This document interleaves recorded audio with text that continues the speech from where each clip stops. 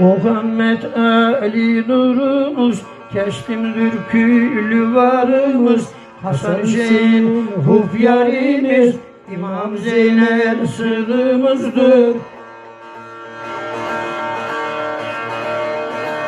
Kevser içti İmam Bakır, İmam Cafer Göfer okur.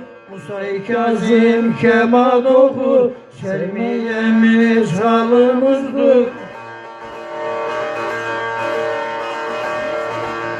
Mirzada'yı bulduk kardeş, taslık canlar bize yoldaş. Tağya ısrar bağlandı baş, Ali yoluna sırrımızdır. Askeriyim elde teber, Muhammed Mehdi'de haber.